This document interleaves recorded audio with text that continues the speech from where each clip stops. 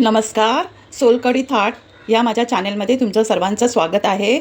आज मी तुम्हाला मालवणी जेवणामध्ये जे वाटप वापरलं जातं रस्सा भाजीसाठी किंवा चिकन मटन अशासाठी त्यासाठी ती रेसिपी आहे वाटपाची, ती मी तुम्हाला दाखवते. इथे मी 4 मीडियम आकाराचे कांदे घेतले आहेत, उभे कापून घेतले आहेत. इथे 1 वाटी मी ओलं खोबरं घेतलं आहे. इथे 1 गड्डी लसूण घेतला आहे आणि इथे 2 इंच आलं बारीक कापून घेतलं आहे. आणि इथे मी 1.5 वाटी सुकं खोबऱ्याचा किसून तो थोडासा भाजून घेतला आहे. तो पण मी त्यातच एकत्रच भाजणार आहे. तर आपण पुढच्या कृतीला सुरुवात करू. इथे मी आता गॅसवर कढई ठेवली आहे आणि त्यात थोडं तेल टाकून घेतलं. लसूण टाकते,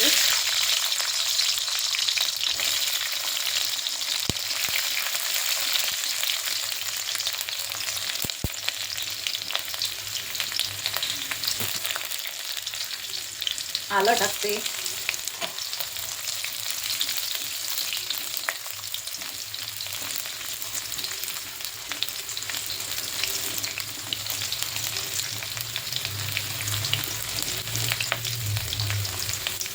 लसूण आणि आलं थोडं भाजल्यावर त्यात हा कांदा टाकून घेते.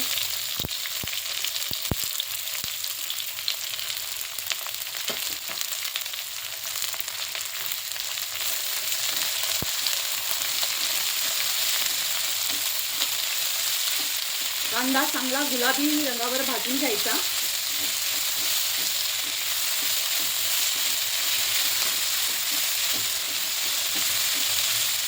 मऊ पडेपर्यंत, त्याचा कलर चेंज होईपर्यंत.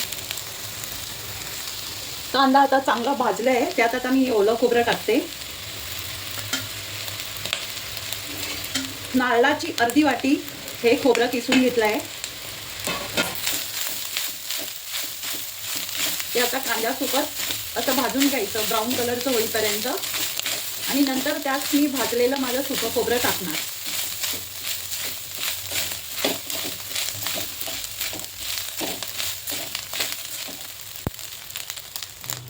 हे ओलं खोबरं असं भाजत आलं की त्यात थोडं भाजून घेतलेलं सुकं खोबरं ॲड करायचं आणि तेही परतायचं या खोबऱ्यासोबत, म्हणजे वाटणाला टेस्ट छान येते.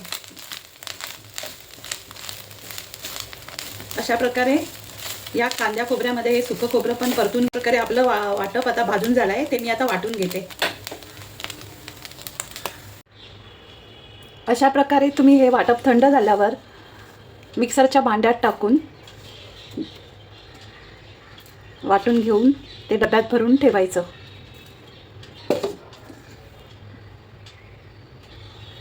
अशा प्रकारे वाटप तयार करून तुम्ही डब्यात भरून ठेवू शकता आणि ते डीप फ्रीझरमध्ये ठेवू शकता. मग ते वाटप तुम्ही 8 ते 10 दिवसपर्यंत वापरू शकता. थोडं थोडं काढून वापरायच्या आधी 1 ते 1.5 तास फ्रीजरच्या बाहेर काढून ठेवायचं आणि रूम टेम्परेचरवर आलं की ते वापरायला घ्यायचं. जर तुम्हाला प्रत्येक वेळेला मोठा डबा काढायचा नसेल तर तुम्ही छोट्या छोट्या डब्यांमध्ये भरून ठेवू शकता. तर अशाच तुम्हाला जर माझ्या रेसिपी आवडत असतील तर मला कमेंटमध्ये आपला अभिप्राय कळवा. लाईक, शेअर आणि सबस्क्राईब करा. धन्यवाद.